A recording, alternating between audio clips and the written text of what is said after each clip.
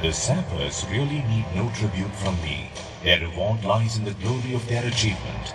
The more science intervenes in warfare, the more will be the need for engineers in field armies. In the late war, there were never enough sappers at any time. The sappers rose to great heights in World War II, and their contribution to victory was beyond all calculations.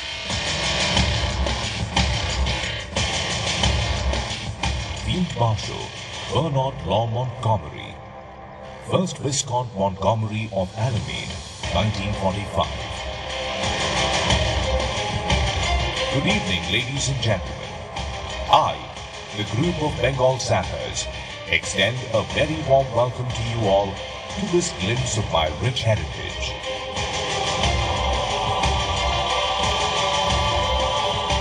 In front of you is the headquarter building of the Bengal Sappers. It is from here that commandants of my group and center have ably trained, nurtured, and guided my sappers.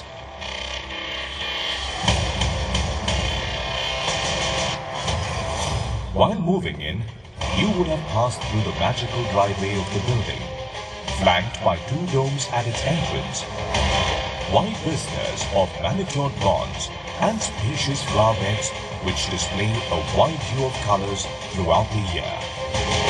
The sentinel at the gate is a pattern tank from the Waterloo of Pakistani armor at Asal Uttar.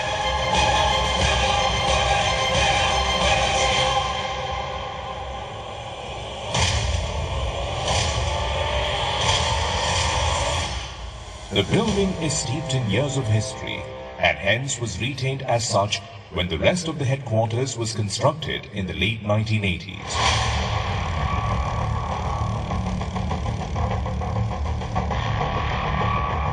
My group has a proud and glorious history of over 2 centuries, and my officers and men have been in the forefront of innumerable battles and campaigns against great challenges. From Ghazni to Shatt al-Arab, Chindwin to Madhumati, and Keren to Siachen. My history is replete with the collective gallant actions of my units and individual courage and indomitable spirit of my men, both on foreign soils and at home. My story begins at the dawn of the 19th century when I was born. The world was still 100 years away from the first flight of the Wright brothers, and the British were fighting Napoleon in France. The presidencies of Madras, Bengal and Bombay were expanding their wit against stiff resistance. It was experienced that the siege operations against large fortresses were most difficult without adequate engineer support. It was in these circumstances that I was raised as the corps of Bengal pioneers, consisting of 3 companies of 75 men each at Kanpur on the 20th of July in the year 1803 by Captain Thomas Wood. In 1808, my strength was increased to 8 companies, and I came to be known as the Corps of Pioneers and Sappers. Shortly afterwards, in 1818, the Corps headquarters was formed at Allahabad. 6 new companies were raised, and I was renamed as Corps of Sappers and Miners. In 1821, the Corps headquarters moved to Kanpur, after which one of the entrance gates of my center is named. In 1839, the British Indian military expedition to Afghanistan was faced with a formidable fort at Ghazni, built atop a 25-foot hillock with ramparts over 60 feet high, flanked by high towers and surrounded by a moat. A garrison of over 3,000 Afghans held this fort. There was no way the attacker could escape large-scale casualties during the attack without even a fair chance of success. It was decided that a gate of the fort would have to be blasted to provide the much-needed breach. 15 of my men, under Subedar Devi Singh, undertook this challenge. They stealthily made their way to the mighty Kabul gate of this fort and prepared the charges.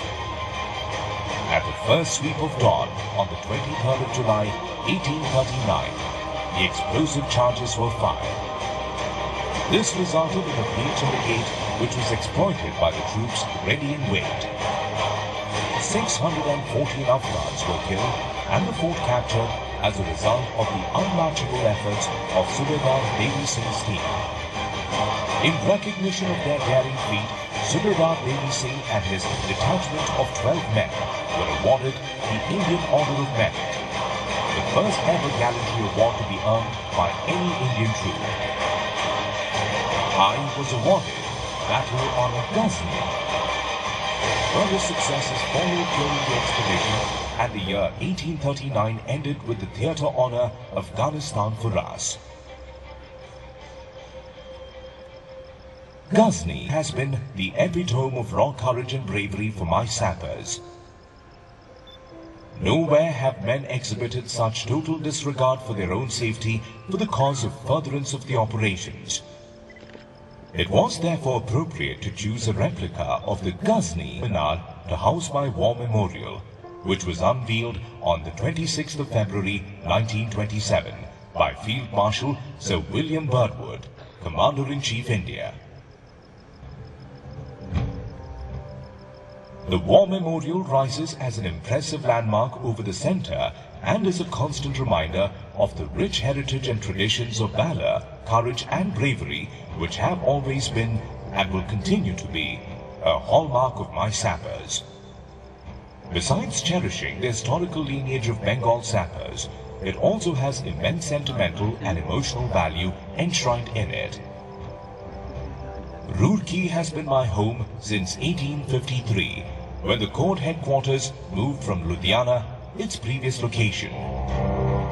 On 7th November 1853, when my troops arrived at Roorkee after a tiring march, they camped under a peepal tree.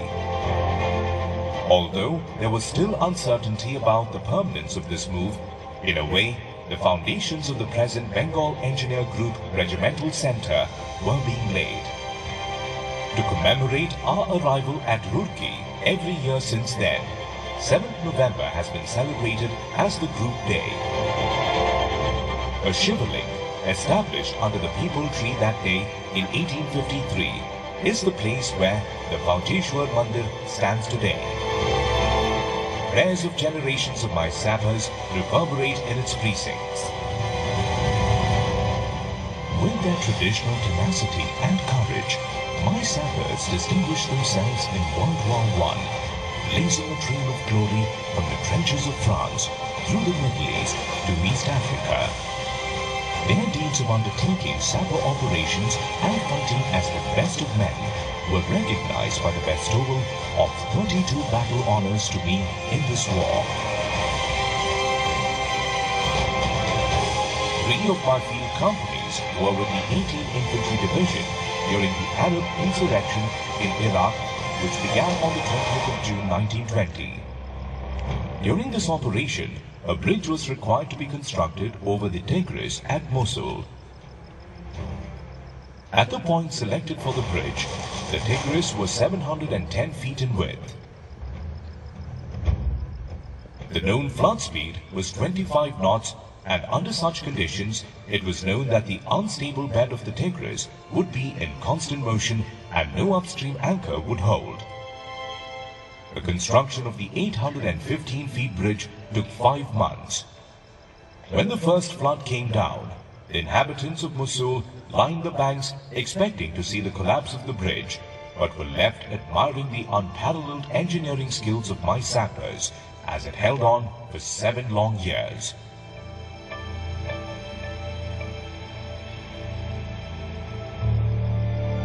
World War II was the longest test of the versatile capabilities, courage and ingenuity of the Bengal Sappers.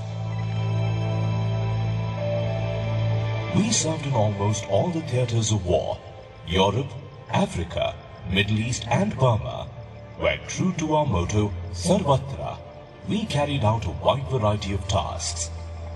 My sappers laid thousands of mines, breached enemy minefields, demolished and cratered roads, constructed endless kilometers of roads and tracks in difficult terrain and weather conditions, and built countless bridges in all theatres of war.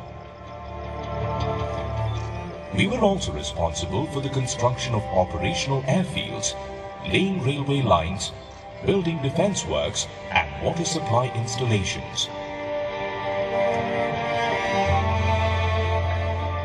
During the war, one of my field companies supporting an invasion in the Middle East built a road bridge across the Shatt al-Arab. Considering the enormity of the task and its urgency, coupled with lack of required engineer stores, this was no mean challenge.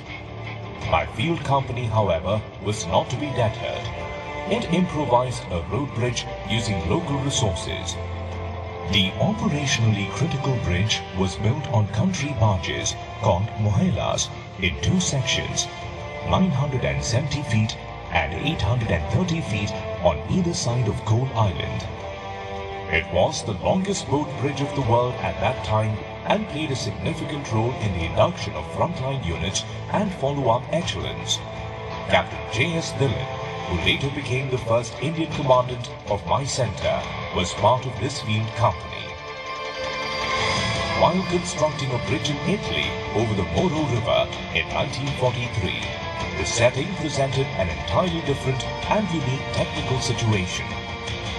A right-angled bend on the road made it simply impossible to launch the bridge from the home side. Stores were waded across, lifted to the enemy bank, and 100 feet plus 30 double Bailey Bridge was open to traffic. Troops of the 8th Division marveled at the ingenuity of their field company. My sappers had truly distinguished themselves. The bridge, considered a legend in the annals of combat engineering, was christened as the Impossible Bridge. The field company was presented with the Army Commander's flag for this task.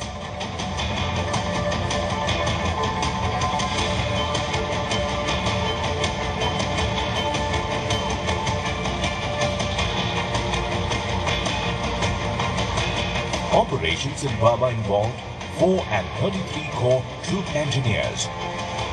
The Chindwin River was a major obstacle that had to be negotiated, and the sappers were tasked to bridge this at Kalewa. The route to Kalewa, along the gorge itself, involved the construction of bridge after bridge, adding up to 51 in all, consisting of 29 Bailey bridges and 22 timber bridges. Having chosen the bridge site, the required stores were brought forward and my sappers got to work. On completion, the 1,153 feet long Chindwin Bridge was an outstanding feat. It was the longest bridge built in any theatre of the Second World War. Named as the Blunt Bridge, it played a crucial role in the success of the operation in 1945.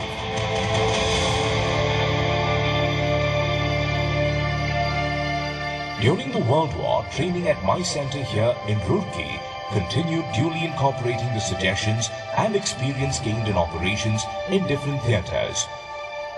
New buildings were being erected and men were seen training everywhere. My centre was also tasked to raise specialist units such as road roller platoons, bridge construction sections, lines of communications units and chemical warfare companies. As units were raised, they were sent off to the front. In March 1944, the group reached a peak of 23,850 men, which was a 7-fold increase in its pre-war establishment. Early in 1944, the group helped to establish the School of Military Engineering at Roorkee, which subsequently became the College of Military Engineering at Pune. By the second half of 1945, World War II had come to an end. 832 gallant Bengal Sappers had laid down their lives in the war. For their courage, unstinting devotion to duty and valor, my sappers won numerous gallantry awards and I was awarded 4 theatre honours. North Africa, 1940-1943. Malaya, 1941-1942. Burma, 1942-1945, and Italy, 1945 and 16 battle honors. India's independence in 1947 gave birth to a new geopolitical scenario which brought fundamental changes in the perception, environment and motivation of Indian armed forces.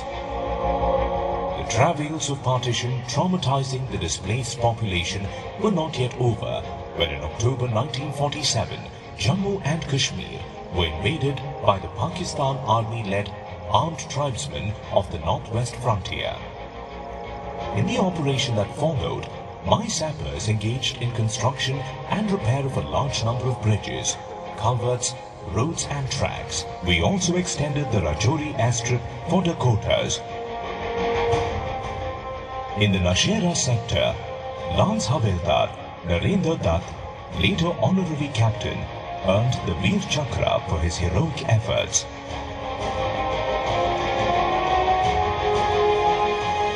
Issues related to partition were still getting resolved. Amongst the three sappers, I was worst hit by the partition. Most of my equipment, funds and mess property went to the Royal Pakistan Engineers. In spite of the handicaps, the Bengal Center survived and, slowly but surely, rebuilt itself. Groundwork for this was laid by the first post-independence Indian commandant of the regimental center, Colonel J.S. Dillon. When Pandit Nehru visited Roorkee in November 1949, he was so impressed by the Bengal Sappers parade commanded by Colonel J.S. Dillon that he chose him to command the First Republic Day Parade in 1950 at New Delhi. He was later to be Army Commander of the Central Army and became the first service officer to be conferred the Padma Bhushan in November 1965.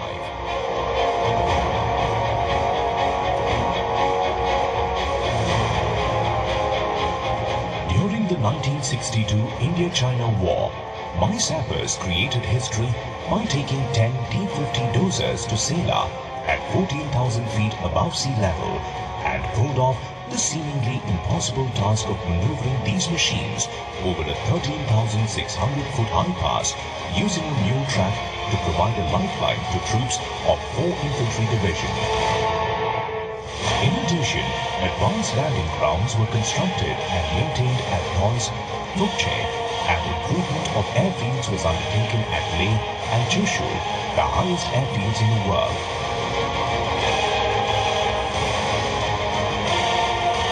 In the 1965 Indo-Pak War, my men provided engineering support on all the fronts. One of the outstanding feats was the construction of the Uri Hajipir Poonch Road at an altitude of 14,000 feet. The group was awarded the Theatre Honour, Jammu and Kashmir 1965, for executing sapper tasks against heavy odds.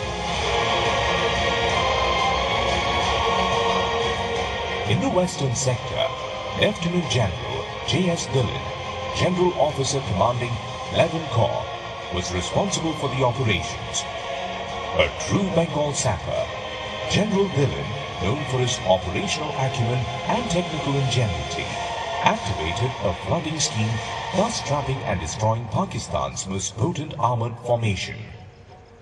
This converted Khem Karan and Asal Uttar into a graveyard for pattern tanks. 2 of these tanks placed at the entrance of my regimental center even now serve to inspire my men and all those who pass by. One of my field companies was awarded Theatre Honour, Punjab 1965 for this operation.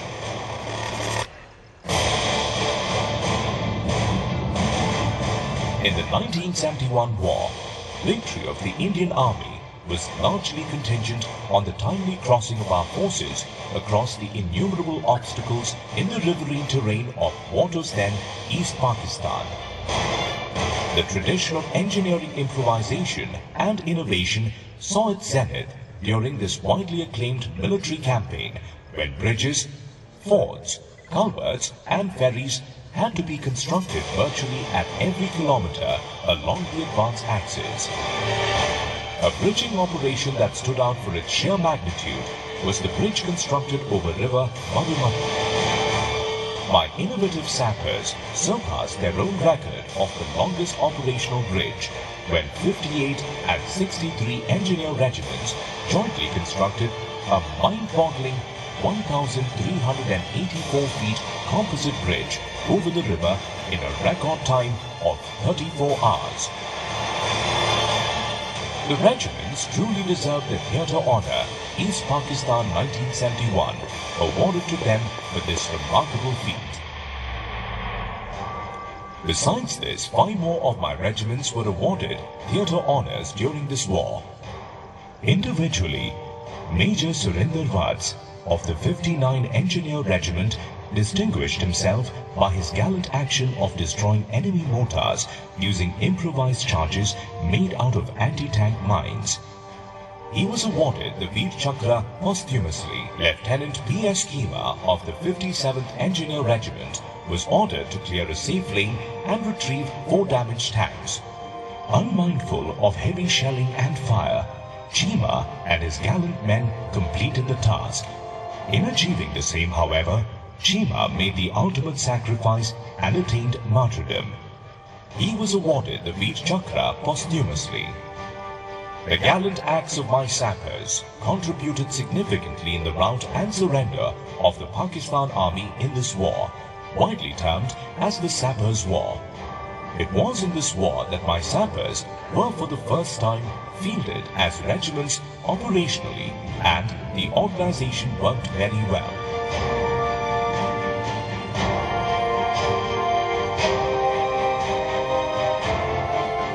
The Kargil operation in 1999 amply highlighted the raw courage and valor of the officers and the men of our army. 4 of my regiments supported these operations. My sappers carried out construction of operational tracks in extremely rugged terrain, mine laying and clearance of mined approaches, and construction of operational shelters, often in the face of direct enemy interference. I have a unique connection with the country's nuclear tests at Pokhran, with site engineering for the first underground nuclear test conducted on 18th May 1974 being carried out by 61 engineer regiments. It is indeed to the credit of my sappers that not a soul got wind of what was afoot at Pokhran till the test was conducted. This singular contribution projected India into the closely guarded and elite nuclear club.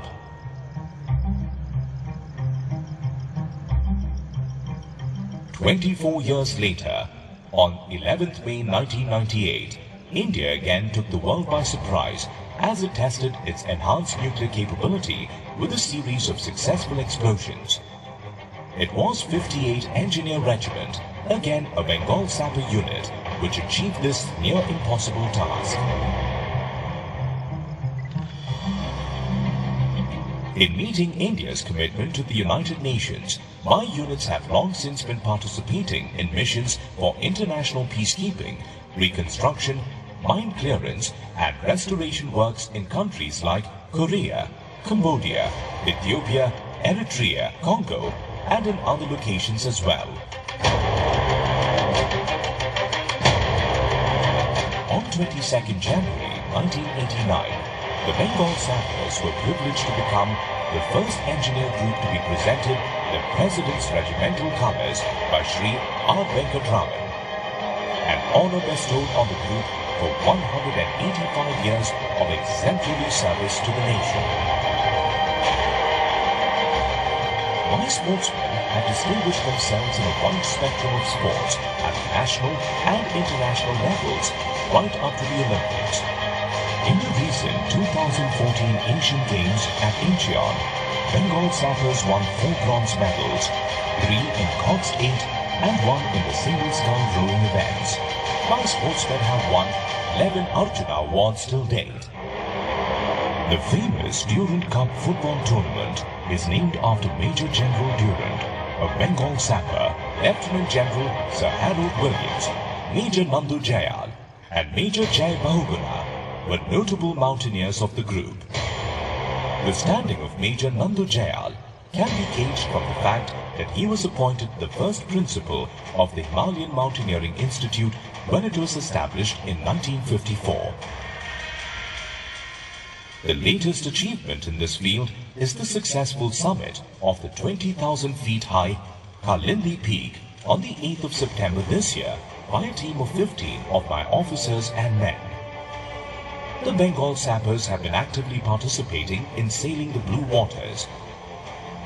When the Trishna began her around-the-world odyssey on the 28th of September 1985, 3 out of the 4 permanent members of Trishna were Bengal Sappers. Major A.K. Singh, one of the crew members who had lost one leg in an earlier accident while hang gliding, became the first sub-sailing enthusiast to sail around the world. His portrait today adorns the walls of the Halls of Fame in the United States.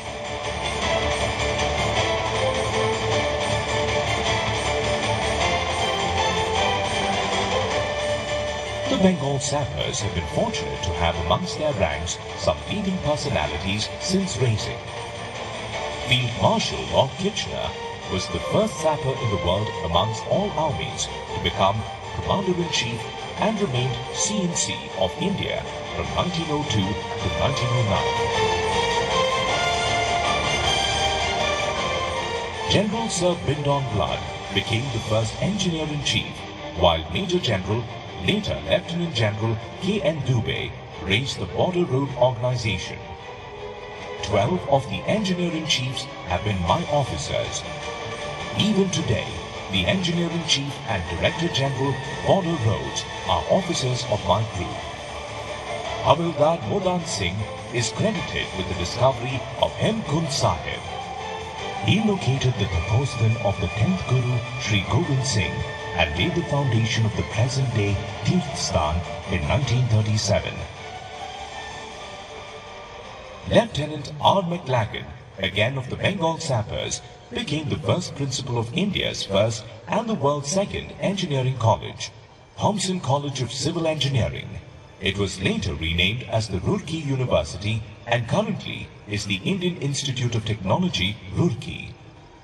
Lieutenant General Sir Harold Williams, again a Bengal Sapper, was the first director of the Central Building Research Institute. I have also been instrumental in laying the foundations of many other reputed institutions like Indian Telegraphs, Archaeological Survey of India, Indian Military Training Team, and Project Gandhak in Bhutan. All these institutions have made human contributions to the development of the nation. Bengal Sappers were also the first combat regiment of the Indian Army to achieve the unique distinction of a tri-service affiliation with the affiliation to INS Brahmaputra and Air Force Station Sarsaba in 2002.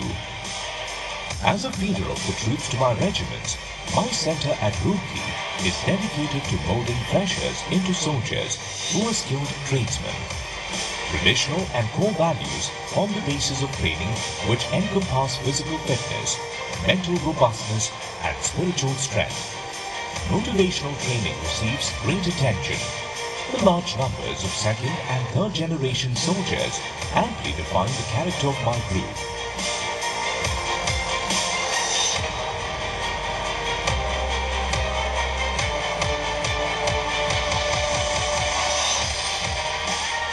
I am proud to have one of the finest infrastructures in my center, with an enviable mix of heritage and state-of-the-art constructions. The heritage buildings of War Memorial, Group Headquarter, Suffered Manor House and Officers' Mess serve to constantly remind us about past achievements and our duties and responsibilities in keeping the Bengal Sapper flag flying high. Continuous improvements in the training and administrative infrastructures ensure the best facilities and provide an ideal platform in our collective endeavor of imparting the most efficient and effective training. The accommodation of training battalions, clerks training school, precision shooting range, sports complex are but just a few of the recent improvements. The old and new buildings in peaceful coexistence and deriving strength from each other are emblematic of the symbiotic relationship between the past and present generations of my officers and men.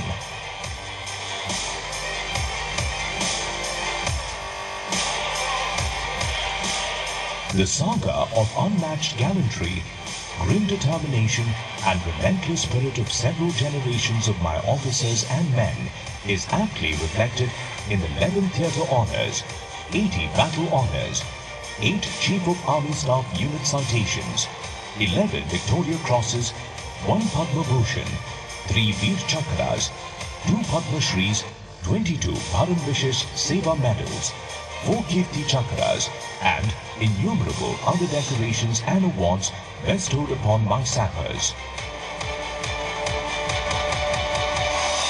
The tradition of gallantry and valor of my sappers has remained undiminished through the last 211 years.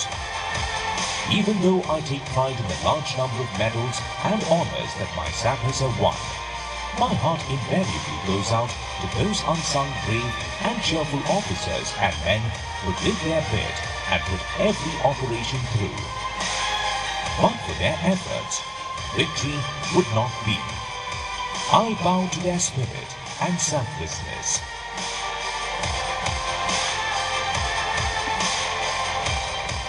At every wreath-laying ceremony at the War Memorial, the silence connects me with my flock, and I am with them once more. Jai Hind!